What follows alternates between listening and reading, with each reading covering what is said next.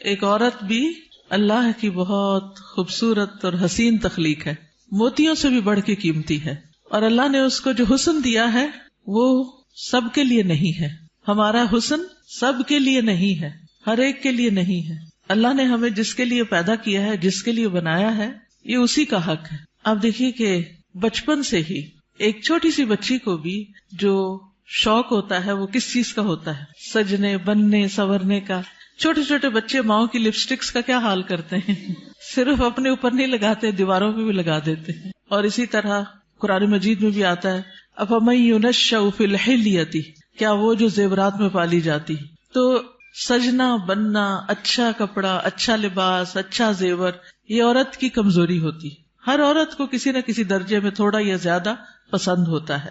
اگر روزانہ اپنی زیب و زینت کا اہتمام نہ کرے تو خاص خاص مواقع پر ضرور کرتی.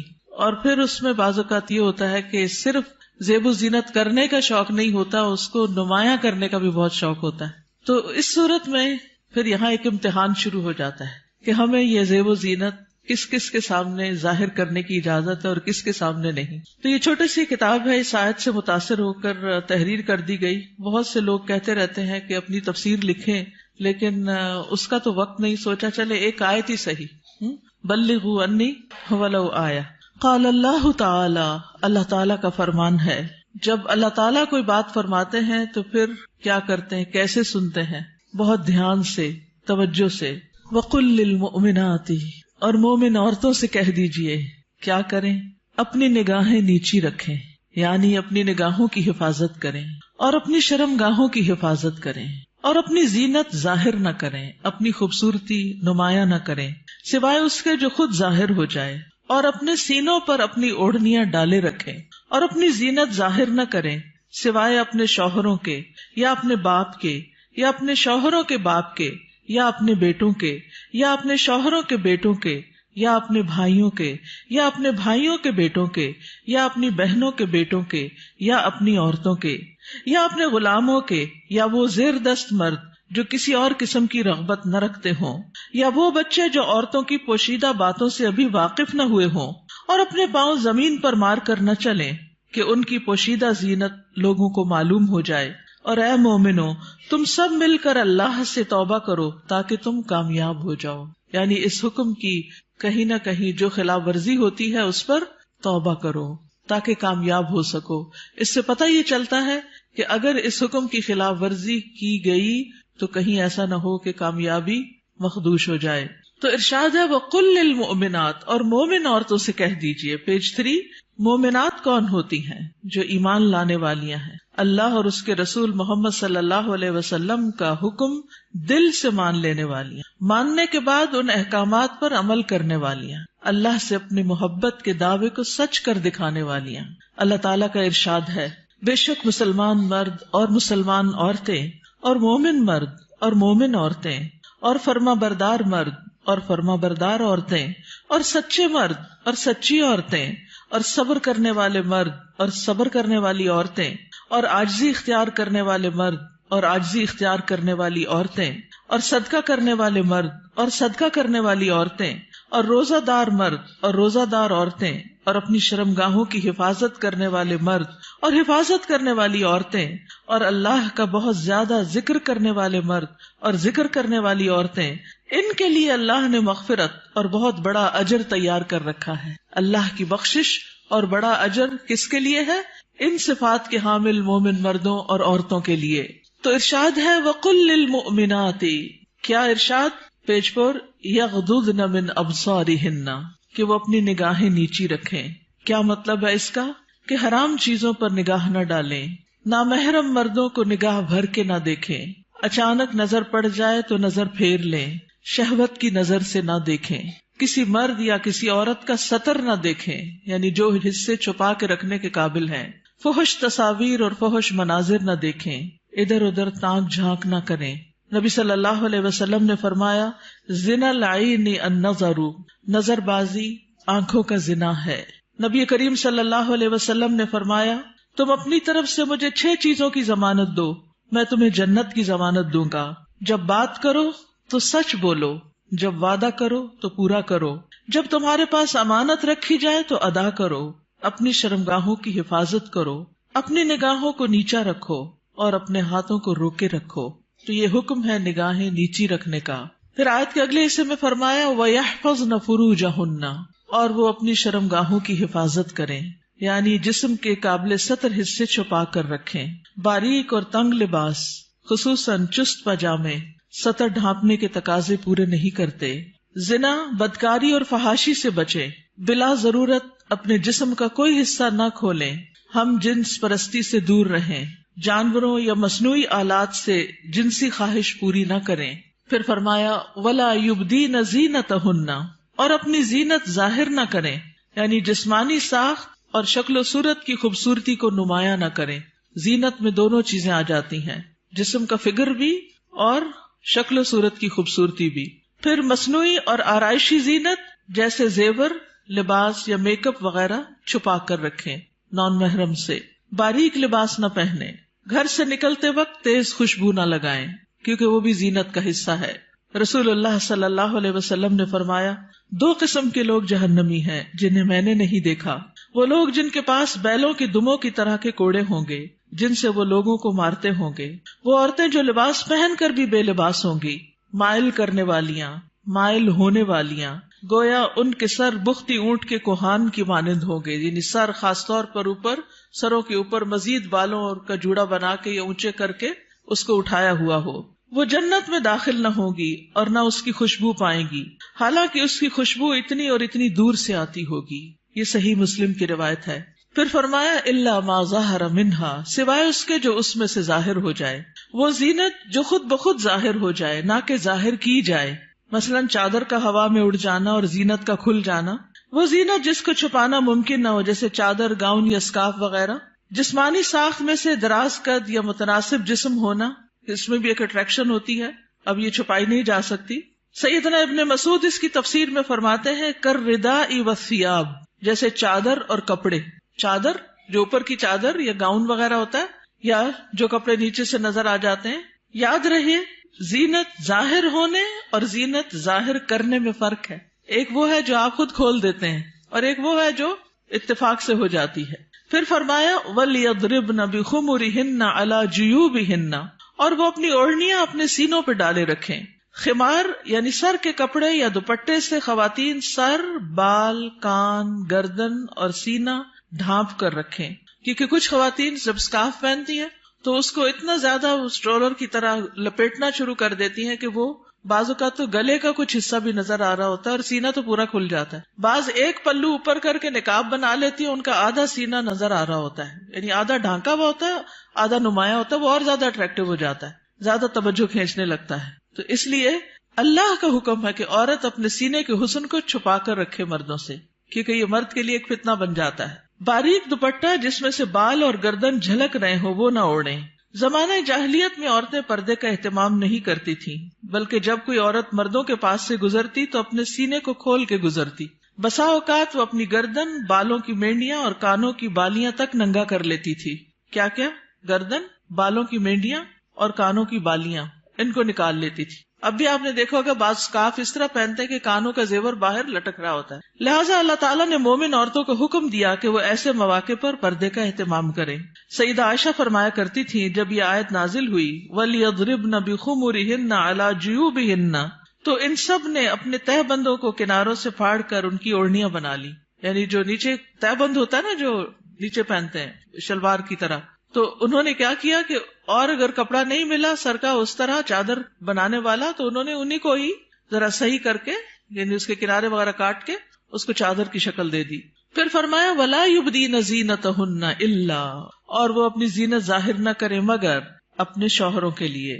آگے آ رہا ہے پسندیدہ اور مطلوب ہے کہ شوہر کے سامنے ہر طرح کی زینت کا اظہار کریں، سارا شوق یہاں پورا کریں. ٹھیک ہے، عورت اپنے شوہر کے سامنے حد درجہ اظہار زینت کر سکتی، جتنی کرنا چاہے کریں، جو کہ کسی دوسرے کے سامنے نہیں کر سکتی. یا اپنے باپوں کے لیے، باپوں میں کون کون آتا ہے؟ باپ، دادا، پردادا، نانا، پرنانا، اوپر تک آبا و اجداد جو بھی ہوں. رسول اللہ صلی اللہ علیہ وسلم نے ایک نیک عورت کے بارے میں فرمایا بہترین عورت وہ ہے کہ جب تم اسے دیکھو تو تمہیں خوش کر دے. تو شوہر کس طرح خوش ہوگا؟ جب آپ اچھے کپڑے پہنیں گے، اچھا لباس کے ساتھ اچھا زیب و زینت، زیور، میک اپ وغیرہ میں ہوں گے. لیکن بہت سی خواتین گھر میں تو کھانا پکاتے پکاتے کپڑوں میں اس قدر کھانے کی اسمیل آ جاتی ہے اور کچن میں پسینے سے برا حال ہو جاتا ہے، اور پھر جب شوہر گھر آتا ہے تو اسی حال میں استقبال کرتی، اور پھر جب شوہر کو کھانا وغیرہ دے کے فارغ ہو کے جب اپنی سہیلی یا بازار جانا ہوتا ہے تو نہا دھو کے میک اپ وغیرہ کر کے نکل جاتی ہے، کیونکہ اب شوہر آ گیا گھر میں، وہ بچے سنبھالے گا، ہم ذرا آؤٹنگ پہ جائیں. تو یہ بالکل الٹ ہے اس حکم کے جو ہمیں دیا گیا. فرمایا بہترین عورت وہ ہے کہ جب تم اسے دیکھو تو تمہیں خوش کر دے، جب تم اسے کوئی حکم دو تو تمہاری اطاعت کرے، اور تمہاری غیر موجودگی میں اپنے نفس اور تمہارے مال کی حفاظت کرے. یا اپنے شوہروں کے باپ کے لیے، شوہر کا باپ جیسے سسر، شوہر کا نانا، شوہر کا دادا، شوہر کا پرنانا، شوہر کا پردادا، اوپر تک آباء و اجداد.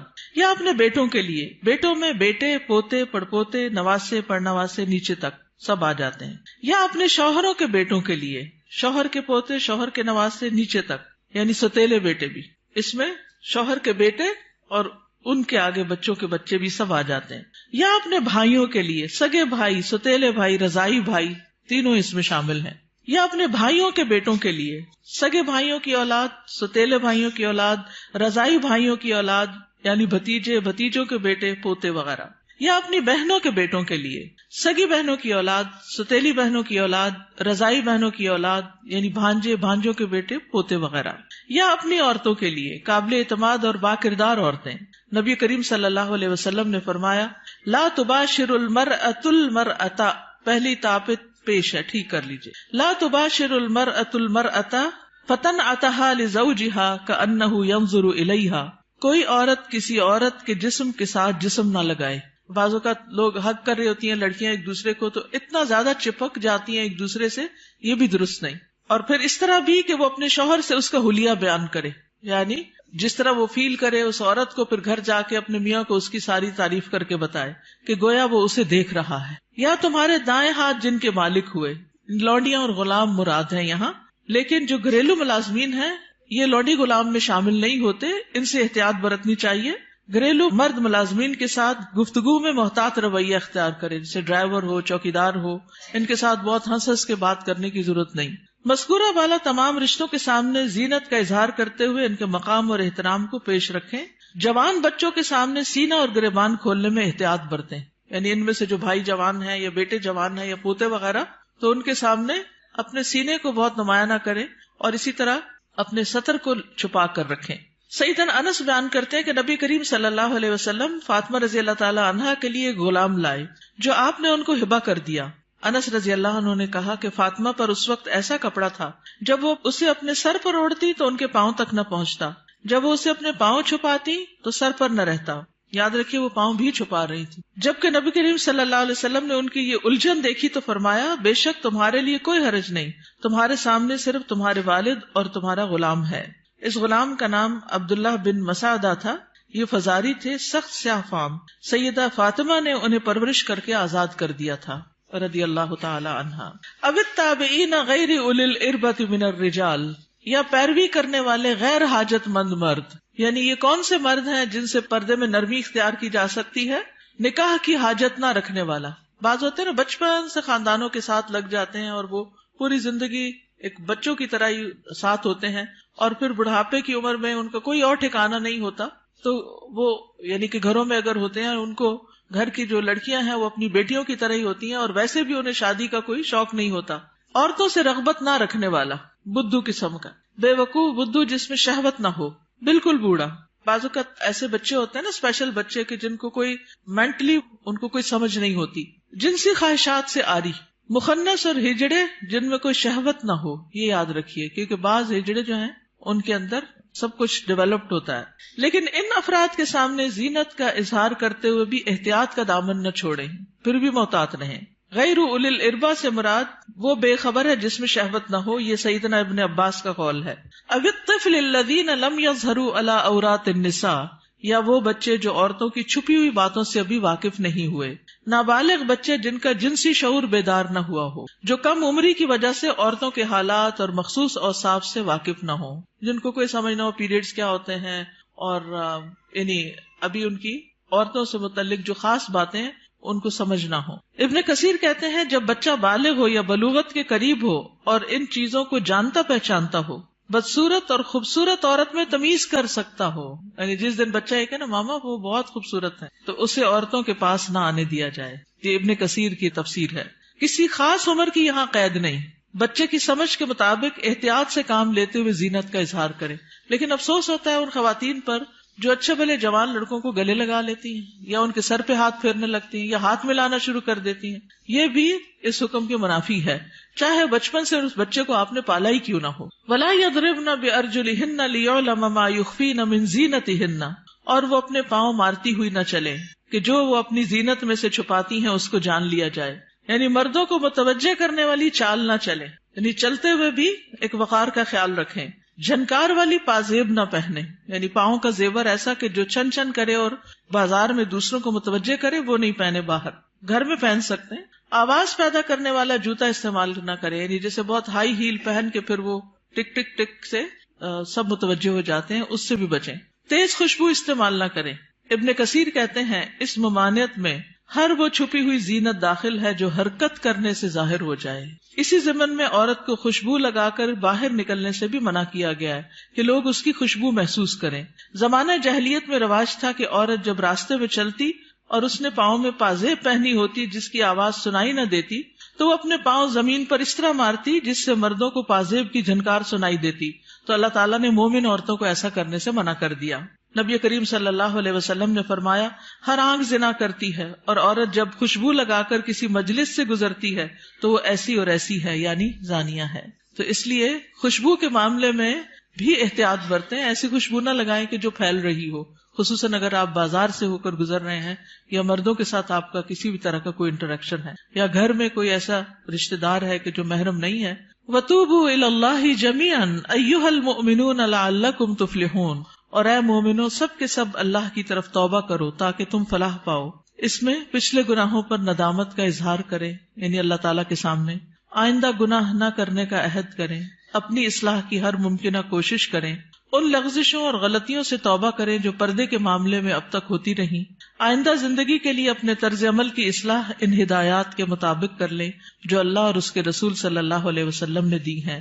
اللہ تعالیٰ کا ارشاد ہے وَهُوَ الَّذِي يَقْبَلُ التَّوْبَةَ عَنْ عِبَادِهِ وَيَعْفُو عَنِ السَّيِّئَاتِ وَيَعْلَمُ مَا تَفْعَلُونَ، اور وہی ہے جو اپنے بندوں کی توبہ قبول کرتا ہے اور ان سے درگزر فرماتا ہے، اور وہ جانتا ہے جو تم عمل کرتے ہو. دیگر محارم حقیقی چچا اور ماموں بھی محرم ہیں، کیونکہ بھتیجی اور بھانجی سے نکاح نہیں کیا جا سکتا. رضائی رشتے بھی نسبی رشتوں کی طرح محرم ہیں، ان کے سامنے بھی زینت کا اظہار جائز ہے. اللہ تعالیٰ کا ارشاد ہے تم پر تمہاری مائیں اور تمہاری بیٹیاں اور تمہاری بہنیں اور تمہاری پھپھیاں اور تمہاری خالائیں اور بھائی کی بیٹیاں اور بہنوں کی بیٹیاں حرام کر دی گئی ہیں. رسول اللہ صلی اللہ علیہ وسلم نے فرمایا بے شک اللہ نے رضاعت سے بھی ان رشتوں کو حرام کر دیا جن کو نسب سے حرام کیا گیا. حجاب مسلمان عورت کی شناخت ہے. مسلمان عورت حجاب سے پہچانی جاتی ہے، وہ دوسروں سے الگ ہو جاتی ہے. اللہ تعالیٰ کا ارشاد ہے اے نبی اپنی بیویوں اور بیٹیوں اور مومن عورتوں سے کہہ دیجئے، بیویاں بیٹیاں اور مومن عورتیں سب کی سب وہ اپنے چادروں کے پلو اپنے اوپر لٹکا لیا کریں. اس طرح زیادہ توقع ہے کہ وہ پہچان لی جائیں، یعنی حجاب کی وجہ سے پہچان لی جائیں، نہ کہ حجاب اتار کے پہچان لی جائیں. حجاب اتار کے تو ایک عورت عام عورت کی طرح ہی لگے گی نا. تو ایذا نہ دی جائیں، اور اللہ بہت بخشنے والا بے حد رحم کرنے والا ہے. یہ ایذا کون سی ہے؟ سیکسول ہراسمنٹ، کہ جب عورت کسی مرد کو اٹریکٹ کرتی ہے تو پھر وہ اس کے پیچھے آتا ہے اور اس کو نقصان دینا چاہتا ہے. مردوں سے بھی خطاب کیا گیا. نظر اور شرمگاہ کی حفاظت کا حکم صرف عورتوں کے لیے نہیں بلکہ مردوں کے لیے بھی ہے. اللہ تعالیٰ کا ارشاد ہے مومن مردوں سے کہہ دیجئے اپنی نگاہیں نیچی رکھیں اور اپنی شرمگاہوں کی حفاظت کریں، یہ ان کے لیے پاکیزہ تر ہے. بے شک اللہ خبر رکھنے والا ہے اس کی جو وہ کرتے ہیں. یعنی اللہ سبحانہ وتعالیٰ کو سب پتا ہے کہ وہ نگاہیں نیچی رکھتے ہیں یا نہیں رکھتے. سیدنا جریر بن عبداللہ سے روایت ہے، وہ کہتے ہیں میں نے رسول اللہ صلی اللہ علیہ وسلم سے اچانک نظر پڑ جانے کے بارے میں سوال کیا تو آپ صلی اللہ علیہ وسلم نے مجھے حکم دیا کہ میں اپنی نظر پھیر لوں، یعنی اگر کسی عورت پر نظر پڑ جائے تو پھر اس کو دوسری طرف پھیر لوں. نظر کی حفاظت دراصل شرمگاہ کی حفاظت ہے. جس نے اپنی نظر کو آزاد چھوڑ دیا اس نے اسے ہلاکت کے گڑھے میں ڈال دیا، اور نظر ہی عام حادثات کی اصل ہے جو انسان کو پہنچتے ہیں. یہ ابن القیم کا قول ہے. نگاہ نیچی رکھنے کے فوائد کیا ہیں؟ یہ بھی ابن القیم کا قول ہے. محبت کی حقیقت اور اس کے تقاضے کتاب میں. دل شہوت سے رک جاتا ہے، دل میں نور پیدا ہو جاتا ہے، علم کے راستے کو شادہ ہو جاتے ہیں، دل کو فرحت و خوشی حاصل ہوتی ہے، عقل قوی اور مضبوط ہوتی ہے، دل غم و حسرت سے خلاصی پا لیتا ہے، انسان کی عقل و فراست بڑھتی ہے، دل کو قوت و شجاعت حاصل ہوتی ہے. نگاہ جھکانا جہنم کا دروازہ بند کرنے کا سبب ہے، غفلت کے پردے ہٹتے ہیں. رسول اللہ صلی اللہ علیہ وسلم نے دعا بھی سکھائی. سنن نبی داؤد میں آتی ہے، اللہم انی اعوذ بک من شر سمعی ومن شر بصری ومن شر لسانی ومن شر قلبی ومن شر منی. اے اللہ، بے شک میں اپنی سماعت کے شر سے، اپنی بصارت کے شر سے، اپنی زبان کے شر سے، اپنے دل کے شر سے اور اپنی شرمگاہ کے شر سے تیری پناہ چاہتا ہوں. اپنا جائزہ لیجئے، کیا یہ احکامات میرے لیے ہیں اور کیا ان پر عمل کرنا ضروری ہے؟ کیا میں اپنی نگاہوں اور سطر کی حفاظت کر رہی ہوں؟ کیا میں اپنے خمار یا دوپٹے کو اپنے سینے پر ڈالتی ہوں؟ کیا میں اپنی زینت کو چھپانے کا اہتمام کرتی ہوں؟ یاد رکھیے، ہمارا معاملہ کسی انسان کے ساتھ نہیں، رب العالمین کے ساتھ ہے، جو علم بھی رکھتا ہے اور ہر چیز کے بارے میں باخبر بھی ہے. نظر کے بارے میں کچھ اشعار ہیں. کل حوادث مبدأها من النظر. تمام حوادث کی ابتدا نظر سے ہوتی ہے. یعنی جو عشق و عاشقی کے سلسلے چل پڑتے ہیں اور انسانوں کو بعض اوقات انتہائی بیمار کر دیتے ہیں کہ وہ کسی قابل نہیں رہتے، اس کی ابتدا نظر سے ہی ہوتی ہے. وَمُعْظَمُ النَّارِ مُسْتَصْغَرُ الشَّرَرِ. اور چھوٹی چنگاری سے بھی زبردست آگ بھڑک اٹھتی ہے. نظر فابتسامۃ فسلام. پہلے نظر، پھر مسکراہٹ، پھر سلام. فکلام فموعد فلقاء. پھر بات چیت، پھر ملاقات کا وعدہ. اور پھر اس کے بعد اللہ کے حکم کی نافرمانی میں انسان جا پڑتا ہے. اللہ سبحانہ وتعالی ہمیں ایمان عطا کرے، حیا عطا کرے اور اس حکم پر عمل کی توفیق عطا کرے. آخری صفحے پر ہے، رسول اللہ صلی اللہ علیہ وسلم نے فرمایا، حیا ایمان میں سے ہے اور ایمان جنت میں لے جاتا ہے، جبکہ بے حیائی کوڑا کرکٹ ہے اور کوڑا کرکٹ آگ میں جاتا ہے. یہ کتاب آپ کے لیے تحفہ ہے. کیوں تحفہ ہے؟ تاکہ ہم اس پر عمل کریں اور کیا کریں؟ آگے بھی پہنچائیں. صرف اپنے آپ کو بچانا کسی شر سے، کسی نقصان سے کافی نہیں. اس کا ایک محرک یہ بھی تھا، اس چھوٹے سے پیمفلٹ کو لکھنے کا، کہ بہت دفعہ مجھے خود یہ سننے کو ملا، بتایا گیا کہ کہاں ہے قرآن میں پردے کا حکم. آپ اپنے کالج میں، یونیورسٹی میں کولیگ سے بات کریں تو کہیں گے کہاں لکھا ہے قرآن میں؟ تو کوئی نہیں پردے کا حکم، یہ تو تم لوگوں نے خود ہی گاؤن سکارف چڑھا لی ہے. تو اگر یہ چھوٹی سی کتاب آپ کے پاس ہوگی تو فوراً دلیل نکالنا آپ کے لیے آسان ہو. ٹھیک ہے، آپ میں سے کوئی کچھ کہنا چاہتا ہے؟ آپ کی وجہ سے اگر ایک خاتون بھی اپنے اس حکم پر عمل کر لیتی ہیں تو آپ کے لیے صدقہ جاریہ ہوگا. کم از کم 2 لوگوں کے ساتھ مل کے یہ کتاب ضرور پڑھ لیجیے. استاذہ، ایک بات دل میں آ رہی تھی، ایک پیج نمبر اس پہ ہے نا کہ نگاہ نیچی رکھنے کے فوائد. تو جیسے اس میں سارے فوائد لکھے ہوئے ہیں کہ دل میں نور ہوتا ہے اور علم کے راستے کشادہ ہو جاتے ہیں، غم سے چھٹکارا مل جاتا ہے، عقل قوی ہوتی ہے، غفلت کے پردے ہٹتے ہیں، جہنم سے انسان بچ جاتا ہے. تو دیکھیں، ایک راستہ کھول کے نا نظر کو بہکانے والا شیطان نے ہمارے لیے کتنے راستے بند کر، تو اس پہلا جو راستہ ہے اس کو وہیں اگر ہم بند کر دیں نا تو ہم پھر آگے انشاءاللہ یہ سارے راستے خود بخود کھل جائیں. بالکل. اور اس میں آپ دیکھیے کہ بہت سی ایسی خواتین کے مسائل، بہت سی لڑکیوں کے مسائل، اچھی بھلی سمجھدار لڑکیوں کے مسائل، اور خصوصاً اب موبائل کی وجہ سے اور ویڈیو چیٹنگ کی وجہ سے جو مسائل پیدا ہو رہے ہیں، اور تصویر کا اتنا فتنہ عام ہے کہ ہر چیز ہی کی تصویر بن بن کے شیئر کی جا رہی ہے، اس کی وجہ سے یہ مسائل اور بھی زیادہ بڑھ گئے ہیں. اور بعض اوقات انسان ایسے فساد میں جا پڑتا ہے کہ جس کی عقل پہ بھی پردہ ڈال دیتا ہے، پھر اس میں نہ اپنی عزت کی پرواہ ہوتی ہے، نہ ماں باپ کی، نہ کسی دین کی اور نہ کسی اور کی. تو اس لیے بہت ضروری ہے کہ اس چیز کو عام کیا جائے اور لڑکیوں کو اس فتنے سے بچایا جائے. جی، ستیلے بھائی محرم ہوتے ہیں. نمازوں میں خشوع کا مسئلہ ہر ایک کو رہتا ہے، تو نگاہ کی حفاظت سے نمازوں میں بھی خشوع آتا ہے. کوشچن ہے، جیسے سعودی عرب میں وہ لوگ آنکھوں کا بھی پردہ کرتے ہیں، اور یہی ہے کہ آپ نے جیسے آیت پڑھی، اس کا ترجمہ پڑھا ہے، تو اس کا ترجمہ یہی ہوتا ہے کہ لٹکایا جائے کپڑا. تو وہ لوگ اس طرح کہتے ہیں کہ آنکھ کا پردہ، وہ دوپٹہ اس طرح کرتے ہیں کہ آنکھوں تک آتا ہے. تو اس میں آپ کیا کہیں گے؟ اور دوسرا یہ کہ ان کا جو گاؤن ہے وہ پاؤں کے نیچے تک ہوتا ہے، کیا یہ حالات؟ جی گاؤن نیچے تک ہونا چاہیے، ٹخنے ننگے نہیں ہونے چاہیے. اور ابھی یہ زمین کو جو ٹچ کر رہا ہوتا ہے. جی تو آنکھ کے پردے میں آپ کیا کہتے ہیں اس میں؟ جس طرح وہ لوگ کرتے ہیں جی، جتنا انسان اپنے آپ کو ڈھانک سکے اتنا ہی بہتر ہے. مطلب وہ لوگ پلہ جو ہے اوپر کر کے کرتے ہیں، لیکن ہمارے یہاں ایسا کوئی دیکھیے ہمارے یہاں بھی جب میں چھوٹی ہوتی تھی تو اس وقت جو نقاب ہوتا تھا وہ پورے جارجٹ کے کپڑوں کا وہ نیچے ڈالتے تھے. میں خود یونیورسٹی میں، پنجاب یونیورسٹی میں جب میں پڑھتی تھی تو میرے اپنے نقاب اسی طرح کا لگا ہوا تھا، اور جو ینگ ٹیچرز ہوتے تھے ان کی کلاس میں میں پورا ڈال کے بیٹھتی، سامنے نہیں دیکھتی تھی. یہ پیج نمبر 4 پہ نا لاسٹ میں ہے، یا غضضن من ابصارہن، بالکل لاسٹ میں، اور اپنے ہاتھوں کو روکے رکھو. یہ مجھے تھوڑا سا یعنی یہ حدیث ہے نا جس میں بہت سی چیزوں کے روکنے کی بات ہے. مسلمان وہ ہوتا ہے نا جس کے ہاتھ اور زبان سے دوسرے محفوظ رہیں. ہاتھوں کو روکے رکھو شر سے، کسی کو تکلیف دینے سے. خاص طور پر عورتوں کو سوچنا چاہیے اس موقع پر. چلے آپ نے ہاتھ کا ذکر کر ہی دیا، وہ مائیں اللہ کو کیا حساب دیں گی جو بات بے بات پر اور شوہر سے بھی ناراضگی اور کسی اور کے ساتھ بھی جو انبن ساس کا بھی غصہ سارا بچوں پہ نکالتی، بات بات پہ بچوں کی پٹائی کرتی ہیں. آج ہی ایک بچی نے مجھے تقریباً 7 منٹ کا میسج بھیجا جس میں رو رو کے وہ ذکر کر رہی تھی کہ میں بچپن سے اپنی ماں سے کس طرح پٹتی آ رہی ہوں، کہ اگر اس کے ہاتھ میں ڈنڈا ہے تو اس نے ڈنڈا مار دیا، ہتھوڑی ہے تو ہتھوڑی مار دی، دیگچا ہے تو دیگچا مار دیا، اور چھوٹی موٹی گالیاں بھی نہیں. اگر ہم کسی وجہ سے اوپر چڑھ گئے تو کہا طوائف ہو تم بھی کوٹھے پہ بیٹھو گی. اور اس قدر غلیظ لینگویج کہ میں پریشان ہو گئی سن کے کہ ہمارے مسلمان معاشرے میں ایسی مائیں بھی ہیں. تو یہ ہے ہاتھوں کو روکنے کا مطلب کہ جس پر ہاتھ چلانے کا بس چلتا ہو اس سے اپنے آپ کو روک کے رکھیں. چھوٹی چھوٹی باتوں میں بال کھینچ دینا، کان مروڑ دینا، ہاتھ مروڑ دینا، دھکا دے دینا، اٹھا کے پٹخا کے بچے کو پھینکنا، اس سب کا حساب دینا ہوگا. یہ ظلم کی بدترین قسم ہے اور اس سے پرہیز کرنا چاہیے. چلیے آج کے دن سیٹرڈے کو ہم فقہ القلوب پڑھتے ہیں، اور میرا بالکل دل نہیں چاہتا کہ ہم فقہ القلوب کو چھوڑ دیں، کیونکہ اس کتاب سے میں نے بہت کچھ سیکھا ہے اور یہ بہت زیادہ ایمان کو بڑھانے والی ہے. تو برکت کے لیے تھوڑا سا آپ سب کے ساتھ بھی شیئر کرتی ہوں تاکہ آپ بھی اس کو شروع کر لیں، کیونکہ فقہ القلوب جو ہے وہ قلب سے تعلق رکھتی ہے، اور جب تک قلب کی اصلاح نہ ہو تو باقی اعضاء کی ہو نہیں سکتی.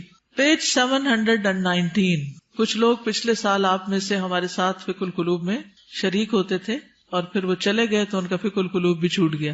تو میں چاہوں گی کہ وہ دوبارہ سے شروع کر لیں، اور جو ساتھ چلتے رہے وہ تقریباً 100 پیجز تو سال میں میرے خیال ہو ہی گئے ہیں. فالایمان محلہ القلب، تو ایمان کا مقام دل ہے. وَإِذَا دَخَلَ فِيهِ جَاءَ بِكُلِّ خَيْرٍ، جب ایمان دل میں داخل ہو جاتا ہے تو ہر طرح کی خیر لے آتا ہے، پھر خیر پھوٹ پڑتی ہے. وَإِذَا لَمْ يَدْخُلِ الْإِيمَانُ فِي الْقَلْبِ، اور جب ایمان دل میں داخل نہیں ہوتا، فَلَا فَائِدَةَ مِنَ الْعَمَلِ مَعَهُ، تو کوئی فائدہ نہیں ہوتا اس کے ساتھ عمل کرنے کا. جب تک ایمان دل میں نہیں، عمل بے فائدہ ہے، اوپر اوپر کے کیے ہوئے کام بیکار ہیں. فَالْمُنَافِقُونَ كَانَ إِيمَانُهُمْ بِأَلْسِنَتِهِمْ فَلَمْ يَنْفَعْهُمْ، جیسے منافق تھے تو ان کا ایمان ان کی زبانوں پر تھا تو ان کو اس ایمان نے کچھ فائدہ نہ دیا. وَكَانُوا يُصَلُّونَ مَعَ الْمُسْلِمِينَ، وہ مسلمانوں کے ساتھ نماز پڑھتے تھے. فَلَمْ يَنْفَعْهُمْ ذَلِكَ، تو اس نماز نے ان کو کوئی فائدہ نہیں دیا. بل ہم فی الدرک الاسفل من النار، بلکہ وہ آگ کے سب سے نچلے گڑھے میں ہیں. یقولون بألسنتہم ما لیس فی قلوبہم، وہ اپنی زبانوں سے وہ کہتے ہیں جو ان کے دلوں میں نہیں، یعنی ایمان دلوں میں نہیں اترا. ولفظ الایمان شیء وصورت الایمان شیء، لفظ ایمان ایک چیز ہے اور صورت ایمان ایک اور چیز ہے. وعلم الایمان شیء، اور ایمان کا علم ایک اور چیز ہے. تو لفظ، صورت اور علم تینوں الگ الگ ہیں، لیکن حقیقت الایمان شیء اعظم من ھذا کلہ، لیکن حقیقت الایمان ان سب سے بڑی چیز ہے. وکل شیء یصنع فی مکان ومکان تجریبہ فی مکان آخر کالسیارہ والقلم ونحوہما، ہر چیز بنائی جاتی ہے ایک جگہ پر، یعنی ایک پین کی فیکٹری ہے، ایک کار کی فیکٹری ہے. ومکان تجریبہ، اور اس کی جو تجربہ گاہ ہے وہ کسی اور جگہ پر ہے، یعنی وہ چلائی کہیں اور جاتی ہے. کالسیارہ، جیسے کار بنتی کہاں ہے؟ کار فیکٹری میں، اور چلتی کہاں ہے؟ سڑک پر. قلم بنتا کہاں ہے؟ فیکٹری میں، اور چلتا کہاں ہے؟ کاغذ پر. وَنَحْوِهِمَا، اور اسی طرح. وَكَذَلِكَ عِلْمُ الْإِيمَانِ لَهُ مَكَانٌ، اسی طرح ایمان کے علم کی بھی ایک جگہ ہے. وَمَكَانُ مَعْرِفَتِهِ وَتَجْرِيبِهِ لَهُ مَيْدَانٌ آخر، اور اس کی پہچان کی جگہ اور اس کے تجربے کی جگہ ایک اور ہے. وَذَلِكَ لَا يَتِمُّ وَلَا يَحْصُلُ إِلَّا بِالْمُجَاهَدَةِ وَالتَّضْحِيَةِ بِكُلِّ شَيْءٍ، اور یہ پورا نہیں ہوتا اور حاصل نہیں ہوتا مگر سخت محنت سے اور قربانی سے، جو ہر چیز کی ہوتی ہے، من اجل الحصول علیہ، اس چیز کو حاصل کرنے کے لیے. فَهُوَ أَغْلَى شَيْءٌ فِي الدُّنْيَا وَالْآخِرَةِ، تو وہ دنیا اور آخرت میں سب سے زیادہ قیمتی چیز ہے. وَطَرِيقُ الْإِيمَانِ تَعِبَ فِيهِ آدم، ایمان کا جو راستہ ہے اس میں آدم علیہ السلام بھی تھکے تھے. کیا ہوا تھا ان کے ساتھ؟ جب ان کو امتحان میں ڈالا گیا، تجربہ گاہ میں ڈالا گیا، ٹیسٹ میں ڈالا گیا، تو شیطان نے ان کو ورغلا لیا. وَنَاحَ لِأَجَلِهِ نُوحٌ، اور مورن کیا یا غم کیا اسی کی وجہ سے نوح علیہ السلام نے. وَرُمِيَ فِي النَّارِ الْخَلِيلِ، اور آگ میں پھینکے گئے خلیل اللہ ابراہیم علیہ السلام. وَاسْتَجَعَ لِلذَّبْحِ اسماعیل، اور لیٹے ذبح ہونے کے لیے اسماعیل علیہ السلام. وَبِيعَ وَسُجِنَ یوسف، اور بیچے گئے اور قید کیے گئے یوسف علیہ السلام. وَنُشِرَ بِالْمِنشَارِ زکریا، اور آرے سے چیرے گئے زکریا علیہ السلام. وَذُبِحَ بِالسِّكِّينِ یحییٰ، اور چھری کے ساتھ ذبح کیے گئے یحییٰ علیہ السلام. وَقَاسَ الضُّرُّ ایوب، اور بیماری کو سفر کیا، قاسا کا معنی سفرڈ، الضُّرُّ بیماری کو ایوب علیہ السلام نے. وَزَادَ فِي الْبُكَاءِ داود، اور کثرت سے روئے داؤد علیہ السلام. وَصَارَ مَعَ الْوَحْشِ عیسیٰ علیہ السلام، اور وحشی کے ساتھ عیسیٰ علیہ السلام چلے. یہ کیا قصہ ہے؟ کہا جاتا ہے کہ عیسیٰ علیہ السلام جب مصر میں تھے اور یوسف النجار ان کے ساتھ تھا، تو آگے دیکھا کہ ایک شیر آ رہا ہے تو وہ ڈر گئے. عیسیٰ علیہ السلام نے کہا کہ تم مجھے شیر کے قریب کر دو اور خود نہیں قریب آنا، خود دور رہو. تو عیسیٰ علیہ السلام شیر کے رستے میں کھڑے ہو گئے. جب شیر آیا تو پوچھا، ایھا الوحش، اے وحشی جانور، اس راستے میں کیوں آئے، کیوں کھڑے ہو یہاں؟ کہنے لگا کہ وہ ایک بیل ہے، مجھے اسے پکڑنا ہے. انہوں نے کہا کہ دیکھو وہ تو مساکین کا بیل ہے، اس کو چھوڑ دو، فلاں فلاں جگہ چلے جاؤ، وہاں پر ایک مردہ اونٹ ہے تو اس کو جا کے کھا لو. تو اس طرح عیسیٰ علیہ السلام کے کہنے سے وہ شیر جو تھا وہ وہاں چلا گیا، اور اس شیر نے عیسیٰ علیہ السلام کی بات مان لی. لیکن شیر سے بات کرنا اور شیر کو روکنا نہیں منکر کرنا کوئی آسان کام نہیں تھا. لیکن عیسیٰ علیہ السلام نے اپنے آپ کو خطرے میں ڈال کر مسکینوں کو ان کا بیل دلوا دیا، یعنی ان کا بیل ہلاک نہیں ہوا، ورنہ تو شیر کھا جاتا. تو یہ اسرائیلیات میں سے ہے یہ واقعہ. اس کی صداقت تو اللہ ہی کو معلوم ہے، لیکن ہمیں حدثوا عن بنی اسرائیل ولا حرج کے تحت بیان کر دیا گیا ہے. وعالج الفقر والاذى محمد صلی اللہ علیہ وسلم، اور فقر اور اذیتوں سے، بیماریوں سے، تکلیفوں سے محمد صلی اللہ علیہ وسلم نے ڈیل کیا. عالجہ کا مطلب تھا ڈیل کرنا، ہی ڈیلٹ ود. وہؤلاء ہم شموس التوحید والایمان، اور یہ لوگ توحید اور ایمان کے سورج ہیں، شمس کی جمع. ونجوم الہدا، اور ہدایت کے ستارے. وجبال الصبر والیقین، اور صبر اور یقین کے پہاڑ. فالایمان اصل الدین وقاعدتہ، تو ایمان دین کی اصل ہے اور اس کا قاعدہ ہے. التی یبنى علیہ البناء، جس پر عمارت کی بنیاد رکھی جاتی ہے. فہو بمنزلۃ تسویۃ الارض وسقیها، اور وہ زمین کو ہموار کرنے اور اسے سیراب کرنے کے برابر ہے. اما الامور الباقیۃ فی الدین، اور جہاں تک دین کے باقی امور کا تعلق ہے، فہی بمنزلۃ الاشجار والحبوب، تو ان کا مقام درختوں اور دانوں کی طرح ہے. التی یمکن زرعها وغرسها فی هذه الارض، جن کو اس زمین میں اگایا اور بویا جا سکتا ہے. فہی تنمو بقدر خصوبۃ الارض، تو وہ اگتے ہیں جتنی زمین زرخیز ہوتی ہے. واستعدادها کما انہا تثمر بقدر الجہود المبذولۃ فی تمہید الارض وسقیها، جس طرح وہ پھل لاتی ہے جتنی اس پہ محنت کی جاتی ہے زمین کو تیار کرنے، ہموار کرنے اور اس کو سیراب کرنے میں. فالایمان هو ارض الدین، کتنا خوبصورت جملہ ہے چھوٹا سا. ایمان دین میں زمین کی طرح ہے. والدعوۃ نبتها وطلعها، اور دعوت دین کیا ہے؟ اس کا پودا اور اس کا خوشہ. والعبادت ثمرتها وزینتها، اور عبادت اس کا پھل اور اس کی خوبصورتی. والعلم یرویہا ویسقیہا، علم اس پودے کو سیراب کرتا ہے اور اسے ہرا بھرا کرتا ہے. والجنت ورضا الرب غایتھا، اور جنت اور رب کی رضا یہ اصل گول ہے، اصل غایت ہے، اصل مقصد ہے. ولا يمكن ان نحصل على حقیقت الایمان الا اذا تیقنا ان جميع المخلوقات في السماوات والارض قویها وضعیفها كالحیۃ المیتۃ.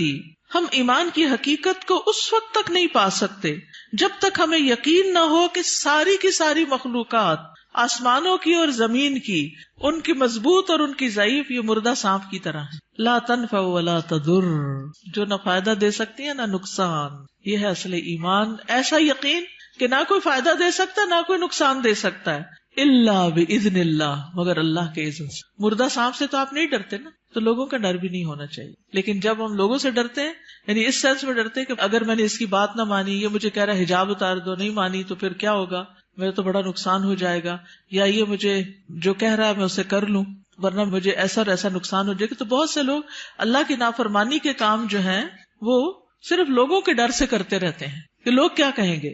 تو یاد رکھیے ساری مخلوقات مردہ سانپ کی طرح. یہ جملہ یاد رہے گا. جب یہ یاد رہے گا نا تو پھر اللہ کا حکم ماننا مشکل نہیں رہے گا. ولا تعطی ولا تمنع الا بامر اللہ، نہ یہ دیتی ہیں نہ روکتی ہیں مگر اللہ کے حکم سے. وان کل شیء بید اللہ، اور یہ کہ ہر چیز اللہ کے ہاتھ میں ہے. وان ما سوى اللہ لیس بیدہ شیء، اور اللہ کے علاوہ جو بھی ہے اس کے ہاتھ میں کچھ نہیں. کما قال سبحانہ، جیسا کہ اللہ تعالیٰ کا فرمان ہے، الا لہ الخلق والامر تبارک اللہ رب العالمین. خبردار، اللہ ہی کی ہے مخلوق اور حکم بھی اللہ ہی کا ہے. بہت بابرکت ہے اللہ جو رب ہے سارے جہانوں کا. میں یہ ضرور چاہوں گی کہ آپ اس کتاب کو پڑھیں. اگر آپ کہنے کہ اس کانوکیشن کی کوئی نصیحت ہمیں کر دیں تو میں یہی کہوں گی کہ فقہ القلوب کو شروع سے پڑھنا شروع کر دیں تو ساری نصیحتیں آپ کو مل جائیں گی. اور یہ دراصل ایمان کو مضبوط کرنے والی کتاب ہے. کیا ہے؟ اور اگر ایمان مضبوط ہو جائے تو کیا ہوتا ہے؟ عمل آسان ہو جاتا ہے، انسان مضبوط ہو جاتا ہے. اور اس میں آپ دیکھیے یہاں پر اگلی جو بات ہے بڑی دلچسپ ہے. وہ کہتے ہیں کہ ایمان کی جو قوت ہے نا وہ دل میں ظاہر ہوتی ہے جیسے ایک بندوق کی گولی ہوتی. تو جب وہ اپنی اصل جگہ پر آ جاتی ہے تو پھر اس سے بہت کچھ ہوتا ہے. اور اگر وہ اپنی اصل جگہ پر نہیں تو کچھ بھی نہیں ہوتا، وہ کہیں بھی پڑی رہتی ہے، ایک شیشے کی گولی ہے بس. تو ایمان جب تک دل میں نہیں آتا، زبان پہ رہتا ہے تو فائدہ نہیں دیتا. تو ایمان کو لانا ہے دل میں، اور دل میں آئے گا علم کے ساتھ، اور علم کے لیے ضروری ہے فقہ القلوب. ٹھیک ہے، جزاکم اللہ خیرن. آخری اعلانات سن لیجئے. وائس کے لیے سمر کورس ہو رہا ہے، فلائر موجود ہے باہر ریسپشن پہ. 7 مئی سے 18 رمضان تک ہے. تعلیم القرآن فار بوائز کا بھی اشتہار آ گیا ہے، نیکسٹ ایئر کا ایڈمیشن شروع ہے. تدبر قرآن کا نیکسٹ کورس جس میں 30ویں پارے کی ترتیل، تجوید، حفظ، ترجمہ، تفسیر، تدبر، گرامر یہ سب شامل ہے. تو آپ کے لیے ابھی موقع ہے کہ آپ ایڈمیشن لے سکیں. اسی طرح یہاں پر تعلیم القرآن ڈپلوما کورس نیکسٹ سیشن مئی کا 1 مئی سے شروع ہو رہا ہے. جو ابھی تک داخلہ نہیں لے پائے، سوچ ہی رہے ہیں، وہ آگے بڑھیں. اسلامی تربیتی کورس، جی ہاں، رمضان کے ساتھ دورہ قرآن کے ساتھ انشاءاللہ 14 مئی سے شروع ہو رہا ہے، 14 مئی سے 26 رمضان تک. اور اس میں دورہ قرآن بھی یہاں ہوگا اور اس کے ساتھ ساتھ اسلامی تربیتی کورس جو ہر سال ہوتا ہے وہ بھی ہوگا. اور پی سی میں بھی انشاءاللہ دورہ قرآن ہوگا جس کے پیچھے پوری لسٹ ہے کہ کہاں کہاں پنڈی اور اسلام آباد میں دورہ قرآن ہو رہا ہے. تو یہ اشتہار اگر آپ کے پاس ہو تو آپ لوگوں کو دے کر دعوت دے سکتے ہیں کہ وہ ضرور شرکت کریں. سمر کورسز ہیں ہمارے بچے کا پروگرام جہاں پر ہوتا ہے اس میں الفاظ اکیڈمی میں بھی دورہ قرآن ہو رہا ہے. اور سمر کورس 2018 جیسا کہ آپ کو معلوم ہے کہ 19 فروری کو امی جان دنیا سے رخصت ہو گئی. انا للہ و انا الیہ راجعون. اللہ تعالیٰ ان کی بخشش فرمائے. آپ میں سے بہت سی بچیاں جو آج یہاں موجود ہیں وہ ان کو کسی نہ کسی طرح جانتی ہیں. وہ تقریباً ہر تعلیم القرآن میں ایڈمیشن لے لیتی تھیں، پھر ایک دفعہ تعلیم التجوید میں بھی لے لیا انہوں نے، پھر تدبر قرآن کو بھی اٹینڈ کرنا ایز اے لسنر شروع کر دیا. تو بہرحال وہ فوت ہوئی تو ان کی وفات کے موقع پر کچھ لوگوں نے اپنے تاثرات کا اظہار کیا اور پھر یہ خواہش ظاہر کی کہ نانی اماں کے اوپر ایک کتاب لکھی جائے. تو الحمدللہ کوثر فیض کو اللہ جزائے خیر دے، اس نے مختصر سے عرصے میں یہ کتاب لکھ لی اور الحمدللہ کتاب چھپ کر آ گئی ہے. تو جو گریجویٹس ہیں ان کے لیے یہ گفٹ ہے کتاب، جب آپ باہر نکلیں گے گریجویٹس. باقی جو اسٹوڈینٹس وغیرہ ہیں وہ اگر خود لے لیں تو بہت اچھا ہے. بہت انسپریشنل کتاب ہے، ان کی زندگی میں جو اعمال اور ان کے عادات اور انہوں نے جیسے ہم لوگوں کو پالا اس کی بہت سی کہانیاں ہیں. تو جن لوگوں کو کہانیاں پڑھنے وغیرہ کا شوق ہوتا ہے ان کے لیے ایک اچھی کتاب ہے. تو آپ اپنے لیے بھی اور دوسروں کے لیے بھی کتاب، اپنے لیے تو گفٹ ایک ہی لیں گے لیکن دوسروں کے لیے لینی ہو تو اسٹال پر اویلیبل ہے. جزاکم اللہ خیرا.